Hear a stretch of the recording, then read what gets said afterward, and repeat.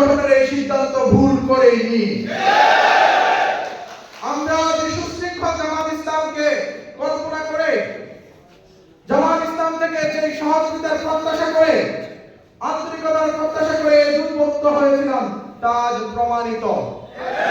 আগামী 12 তারিখের নির্বাচনে বিজয় ছিনিয়ে আনার মধ্য দিয়ে আমরা সারা বাংলাদেশ এবং সারা পৃথিবী থেকে একটি মেসেজ দিয়ে দিতে চাই যে দেশপ্রেমিক বাংলাদেশি শক্তি, বাংলাদেশপন্থী শক্তি এবং বাংলাদেশকে যারা বিদেশি সমস্ত প্রকার ষড়যন্ত্র থেকে আধিপত্যবাদ থেকে মুক্ত রাখতে চায়, সেই শক্তি আজ ঐক্যবদ্ধ হয়েছে।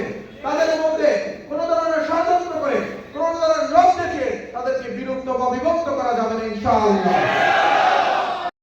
আমরা যাদেরকে দেখতে পাচ্ছি প্রশাসনকে তাদের প্রেসক্রিপশনে সাজানো হচ্ছে, আমরা দেখতে পাচ্ছি আইনকে তাদের প্রেসক্রিপশনে তাদের পরামর্শ করার মতোই ডিপ্লয় করা হচ্ছে। আমরা দেখতে পাচ্ছি একটি পাতালো এবং সেই 2018 অথবা 2008 সালের মতো একটি ডিজাইন প্রি প্ল্যান নির্বাচনের প্রস্তুতি চলছে। তবে সেক্ষেত্রে আমরা বলতে পারি যে 3টি ম্যান্ডেট নিয়ে এই সরকার গঠিত হয়েছে।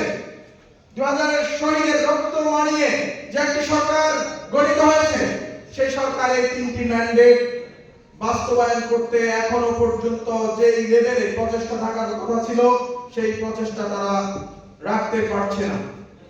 এর অন্যতম একটি কারণ একটি বড় রাজনৈতিক দল।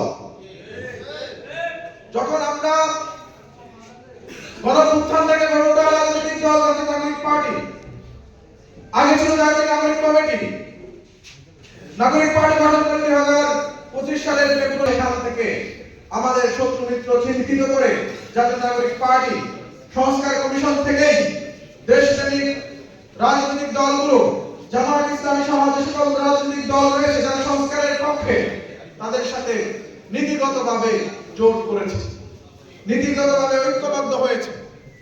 সেখান থেকে ডিসেম্বর মাসে এসে একটি নির্বাচনী জোট হয়েছে, নির্বাচনী সমঝোতা হয়েছে। কিন্তু 20 তারিখ পর্যন্ত এই জোটকে ভাঙার জন্য হেন কোনো প্রচেষ্টা তৈরি করা হয়নি।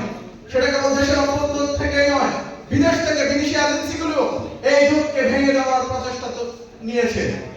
কিন্তু আমি জামাতের উদারতা এবং দায়িত্বশীলদের রাজনৈতিক দূরদর্শিতা এবং প্রজ্ঞার কারণে আমরা আজকে 10 দলীয় জোট ঐক্যবদ্ধ আছি।